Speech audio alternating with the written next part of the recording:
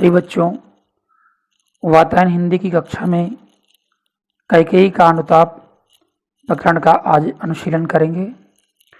राष्ट्रकवि मैथिलीशरण गुप्त जी ने द्विवेदी युगीन काव्य धारा को सुदृढ़ कर साकेत जो 1931 में प्रकाशित हुआ महाकाव्य में उनकी मौलिक उद्भावना दृष्टिगत होती है। अष्टम सर्ग में कैकेयी का अनुताप वर्णित कर आपकी सहज काव्य प्रतिभा का परिचय मिलता है। बच्चों, इसके पूर्व हम लोगों ने प्रथम भाग का अध्ययन किया। आइए आज द्वितीय भाग में आगे देखते हैं। जैसे ही भगवान श्री राम ने कहा कि उसके आशय की थाह मिलेगी किसको, जनकर जननी ही जान न पाई जिसको। भगवान राम ने कहा कि भरत, तुम्हारे हृदय की गहराइयों को और कौन समझ सकता है। जब जन्म देने वाली माँ तुम्हारे विचारों की गहराइयों को, तुम्हारे भावों को, हृदयगत भावों को नहीं समझ सकती तो अन्य और कौन हो सकता है। आगे कहा, ये सच है तो अब लौट चलो तुम घर को। चौंके सब सुनकर अटल कैकेयी स्वर को। सबने रानी की ओर अचानक देखा, वैदव्य तुषारावृता यथा विधुलेखा। बैठी थी अचल तथापि असंख्य तरंगा, वह सिंही अब थी हाहा गोमुखी गंगा। हा जनकर भी मैंने ना भरत को जाना, सब सुन लें तुमने स्वयं अभी यह माना। ये सच है तो फिर लौट चलो घर भैया, अपराधी ने उतात तुम्हारी मैया। कैकेयी ने कहा, हे राम, ये सच है तो तुम लौट चलो घर को। अगर तुम इस बात पर विश्वास करते हो कि मैं मां होकर भी भरत की गहराइयों को, भरत के हृदयगत विचारों को नहीं समझ पाई, मेरे अंदर तुम्हें वनवास भेजने की कामना नहीं थी, तो फिर मुझे उस अपराध की सजा क्यों मिल रही है। तुम घर वापस लौट चलो। चौंके सब सुनकर अटल कैकेयी स्वर को, कैकेयी के इस दृढ़ स्वर को सुनकर के सभी अचानक चौंक पड़े। सबने रानी की ओर अचानक देखा। रानी की ओर देखा और रानी लग कैसी रही थी बच्चों, वैदव्य तुषारावृता यथा विधुलेखा।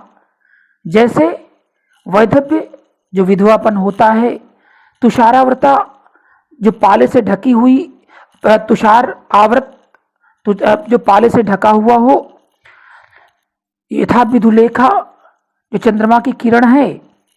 अर्थात उस समय विधवा के वेश में सफेद वस्त्र धारण किए हुए रानी ऐसी प्रतीत हो रही थी मानो कोहरे से ढकी हुई चांदनी हो। यथा विधुलेखा जैसे चंद्र की किरण हो और वो कोहरे से ढकी हुई हो। रानी का ऐसा दिग्दर्शन हो रहा था। बैठी थी अचल तथा प्रसंग तरंगा। हम बैठे तो होते हैं, कैकेयी भी बैठी है, लेकिन उसके विचारों में मंथन चल रहा है। उसके हृदय में नाना प्रकार के भाव उत्पन्न हो रहे हैं। वो बैठी तो है लेकिन विचार नहीं बैठे। वह सिंही थी अभाहा गोमुखी गंगा। यहाँ पर दो प्रकार से गुप्त जी ने समझाया कि कैकेयी का स्वभाव बच्चों परिवर्तित हो गया। क्यों? क्योंकि प्रारंभ में वो सिंहिनी की समान दहाड़ रही थी, लेकिन आज वो गोमुखी गंगा के समान शांत और पवित्र हो गई है। उसमें परिवर्तन हो गया है। कैकेयी को दुख ने मलिन कर दिया है। दुख व्यक्ति को कमजोर कर देता है। वह सिंही थी हाहा गोमुखी गंगा।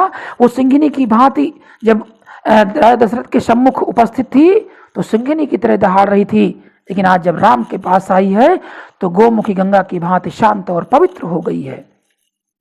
बड़ी महत्वपूर्ण ये पंक्तियां हैं। हाँ, जनकर भी मैंने ना भरत को जाना। हे राम, ये तुमने स्वीकार किया है, तुमने स्वीकार कर लिया है कि जन्म देने वाली ये कैकेयी भरत के विचारों को समझ नहीं सकी है। सब सुन लें, वो राजसभा को संबोधित करती है। तुमने स्वयं अभी ये माना और ये सच है तो फिर लौट चलो घर भैया। अगर ये तुम मानते हो कि जन्म देने वाली यह कैकेयी भी भरत के उन वैचारिक तथ्यों को समझने में असफल रही है तो अपराधी ने उतात तुम्हारी मैया। फिर अपराध मैंने किया है और दंड भरत को। ऐसा क्यों? हे राम, अपराध मैंने किया है तो अपराध का दंड भी मुझे ही मिलना चाहिए।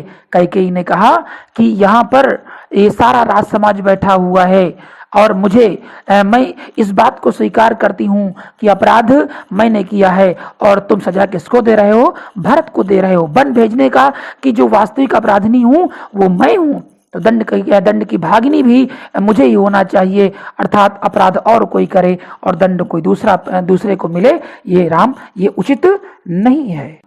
आगे देखते बच्चों, दुर्बलता का ही चिन्ह विशेष शपथ है, पर अबला जन के लिए हाय कौन सा पथ है।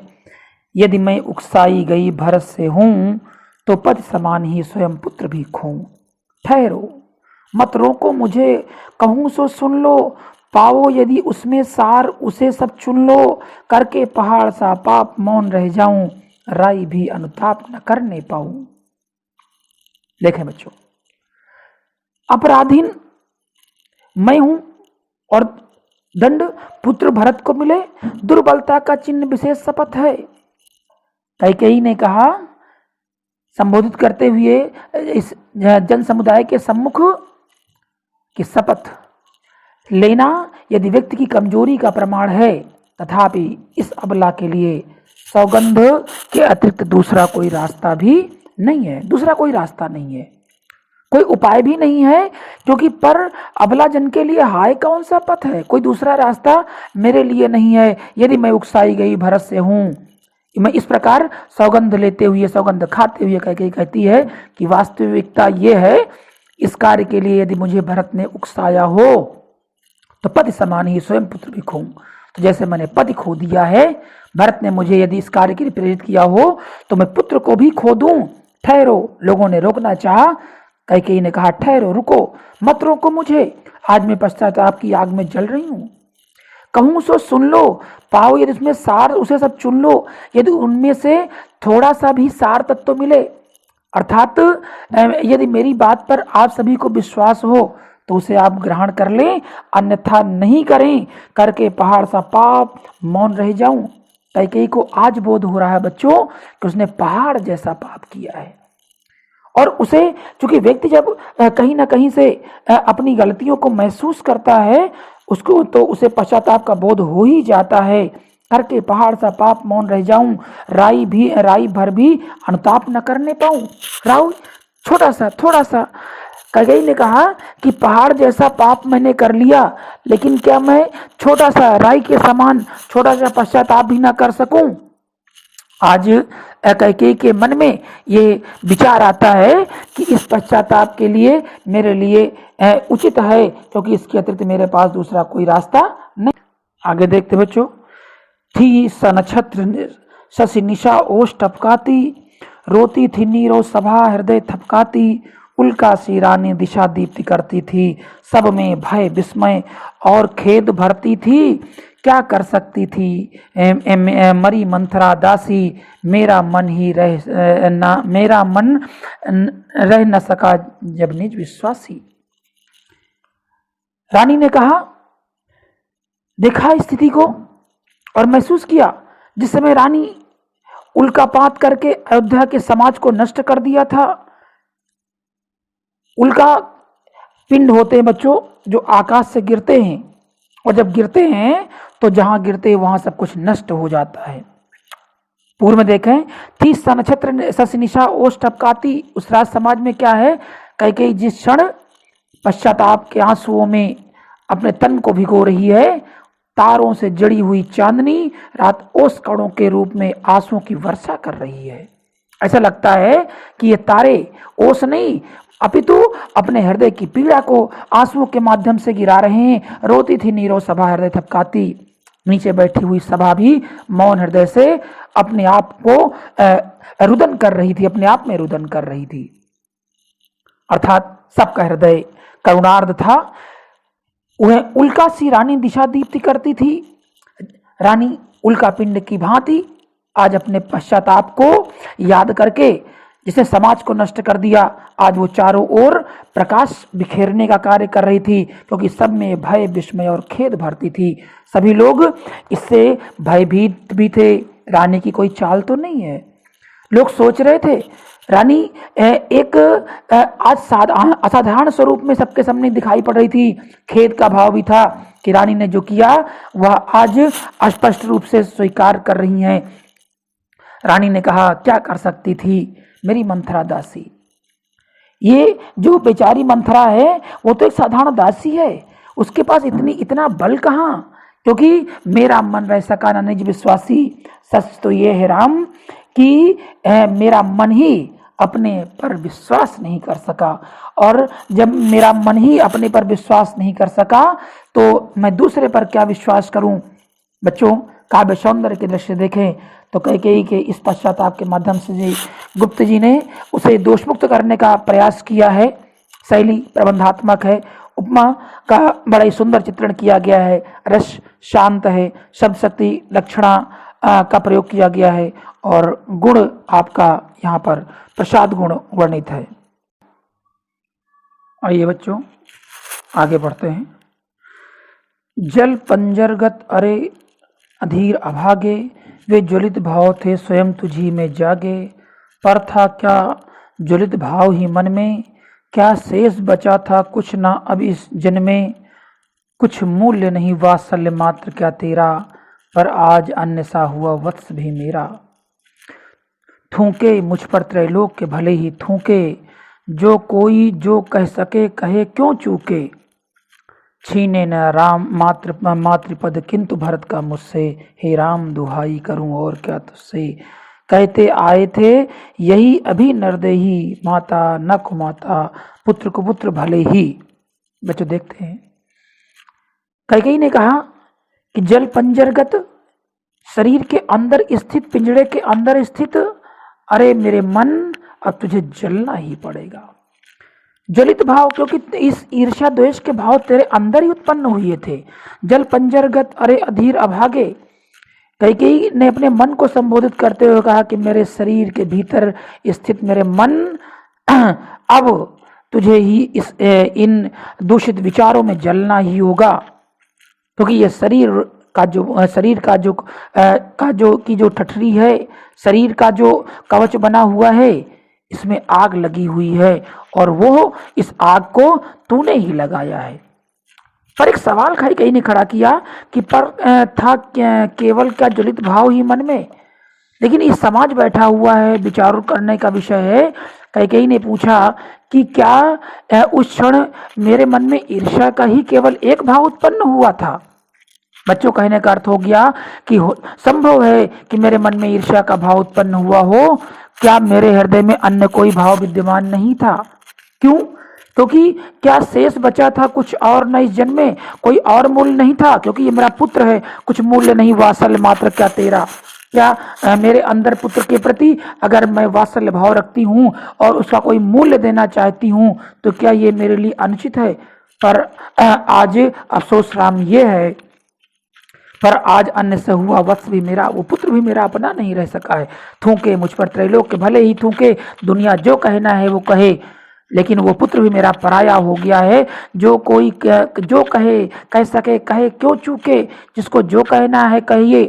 बच्चों, जब कोई स्थिति बिगड़ जाती है तो हर व्यक्ति उस पर उंगली उठाने की कोशिश करता है। छीने न मात्र पद किंतु भरत का मुझसे, रे राम दुहाई करूं और क्या तुझसे। हे राम, इस यहाँ पर मैं एक तुमसे निवेदन करना चाह रही हूँ कि सब कुछ मुझसे ले लिया गया है। एक प्रार्थना मैं करती हूँ, लेकिन मुझसे मेरा मातृपद न छीना जाए। मैं भरत की माँ हूँ, मैं भले ही कुमाता बन गई, लेकिन भरत मेरा कुपुत्र नहीं है। क्योंकि कैकेयी ने कहा, कहते आए थे यही नरदेही। अभी तक लोग तो यही कहते थे कि माता न कुमाता पुत्र कुपुत्र भले ही, माता कभी कुमाता नहीं होती, पुत्र भले ही कुपुत्र हो जाए। लेकिन अब ये मैंने सिद्ध कर दिया है कि पुत्र तो सुपुत्र हो गया, लेकिन माता कुमाता हो गई है। बच्चों, यहाँ पर देखने का विषय होता है कि किस प्रकार से कैकेयी पश्चाताप की आग में जल रही है और भरत को ये बताना चाह रही है, भरत के कि वह मेरा पुत्र है और वह मैं उसकी माँ हूँ। लोग भले ही कैकेयी का पुत्र भरत को ना माने, लेकिन भरत की माँ का जो दर्जा मुझे प्राप्त हुआ है वह मुझसे कभी भी न मुझसे लिया जाए, न छीना जाए। अब कहें सभी ये हाय विरुद्ध विधाता, है पुत्र पुत्र ही रहे कुमाता माता। बस मैंने इसका बाह्य गात्र मात्र ही देखा, दृढ़ हृदय न देखा, मृदुल गात्र ही देखा, परमार्थ न देखा, पूर्ण स्वार्थ ही साधा, इस कारण ही तो हाय आज यह बाधा। युग युग तक चलती रहे कठोर कहानी, रकुल में थी एक अभागिन रानी। यहाँ तक देखते हैं बच्चों, और यहीं पे आपका जो दूसरा हमारा भाग है वो संपन्न हो जाएगा, पूर्णता को प्राप्त करेगा। माता कहते आए थे यही नरदेही, अभी तक लोग यही कहते थे कि माँ कभी कुमाता नहीं हुई, लेकिन अब कहेंगे कि अब कहें यही ये हाय विरुद्ध विधाता, पुत्र पुत्र ही है लेकिन रहे कुमाता माता। माँ ने अपना वास्तविक स्तर बदल दिया है, पुत्र सदा पुत्र ही रहता है, भले ही माता को माता बन जाए। यहाँ पर वास्तविकता का एक बोध कराया गया है। मैंने इसका बाह्य गात्र ही देखा, भरत को मैंने भरत की हृदय की गहराइयों को नहीं देखा है, भरत के हृदय की गहराइयों को नहीं देखा, केवल मैंने इसका कोमल शरीर ही देखा, इसका परमार्थिक स्वरूप मैं न देख पाई, दृढ़ हृदय न देखा, मृदुल गात्र ही देखा, भरत की हृदय की विशालता को मैं समझ नहीं पाई, परमार्थ न देखा। परमार्थ अगर आप तोड़ेंगे तो परमार्थ हो जाएगा। भरत के अंदर जो परमार्थ की भावना है वह, और मैंने केवल अपना ही स्वार्थ साधा, इस कारण ही तो आज आई ये बाधा। अगर मैं मेरे जीवन में जो आज मेरा जीवन बाधाग्रस्त हो गया है, मैं भरत के पारमार्थिक स्वरूप को पहचान पाती और अपना स्वार्थ ना चाहती तो आज यह स्थिति नहीं बनती। युग युग चलती रहे कठोर कहानी, रकुल में भी थी एक अभागिन रानी। अब तो यह युगांतर तक चलता रहेगा। रकुल में एक अभागिन रानी थी, क्योंकि प्रत्येक जन्म में अर्थात जन्म जन्मांतरों में निज जन्म ने सुने जीव यह मेरा, धिक्कार उसे था महास्वार्थ ने घेरा। वो अपने जन्म जन्मांतरों को, अपने जीव को, अपनी आत्मा को पुकार रही है, जो कहती है तो ये धिक्कार है, क्योंकि उस समय रानी कैकेयी को जब उसे महास्वार्थ ने घेर लिया था। बच्चों, यहाँ पर कैकेयी का पश्चाताप, कैकेयी के हृदय के उद्गार आज दुख के रूप में व्यक्त हो रहे हैं। बड़ा ही मार्मिक चित्रण किया गया है अपने ऊपर लगने वाले कलंक को, और पुत्र की प्रवृत्ति को ना पहचान पाने का उसे व्याकुल दुख हो रहा है। काव्य सौंदर्य में भाषा शुद्ध साहित्यिक, यहाँ पर खड़ी बोली का प्रयोग किया गया है, शैली प्रबंधात्मक है, और रस जैसा आप देख रहे हैं लगातार इन पदों में करुण और शांत रस का प्रयोग किया गया है। सब शक्ति अविधा है और गुण प्रसाद है। बच्चों, आगामी परीक्षाओं के दृष्टि से आप मैसण गुप्त का ये जो कैकेयी का अनुताप पढ़ रहे हैं बड़ा ही महत्वपूर्ण है। इसमें हमारा बहुत सारे जो वीडियो पड़े हुए हैं इसके, उनको देखेंगे, पुनः समझेंगे और आगे आने वाली परीक्षाओं में अच्छी सफलता अर्जित करेंगे। धन्यवाद।